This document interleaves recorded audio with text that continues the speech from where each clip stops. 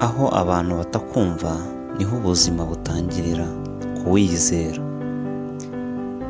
Ese kubera iki batakumva? Aho abantu batakumva nyamara uri mukuri, uriyizera ugafata urugendo ukagenda. Ni wowe uzi aho werekeza. Komeza urugendo wirengagije inzitizi wahura nazo cyangwa ibicantege, ugahagarara ugakomeza ukagenda utumbirije ejo hazaza hawe, ukirengagiza ibibi bakuvugaho byose, uko bakwitaho kose, ugakomeza ukerekeza aho icyizere n'icyerekezo cyawe kiri. Mbega ugahagarara ku cyo wizera. Gusa rimwe na rimwe icyerekezo cyawe gitera agahinda ku badashaka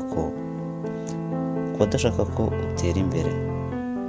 Hari abababaye mu gihe dufite aho twerekeza. Ibyo tugeraho byose bituruka ku kwizera tubigiramo. Kandi ujye wibuka ko igihe ntikivura ibintu byose. Uwizere, wumve ko ejo ari heza kurusha uyu munsi. Bizatuma ugera kure hashoboka, muvandimwe. Igihe cyashize gishobora kugukomeretsa cyangwa kikakubaka.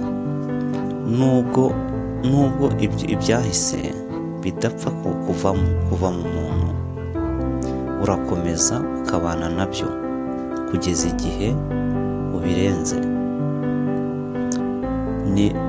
Ntibiba bivuze ko byibagiranye. Oya, kambwira umuntu ushavuye, komera, uyu munsi ni mubi kuri wowe, ejo ni mwiza kurushaho.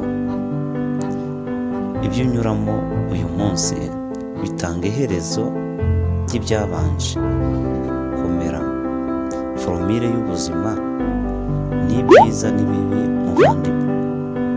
Ibuka gukora subscribe na notification kugira ngo ukomeze ubane natwe.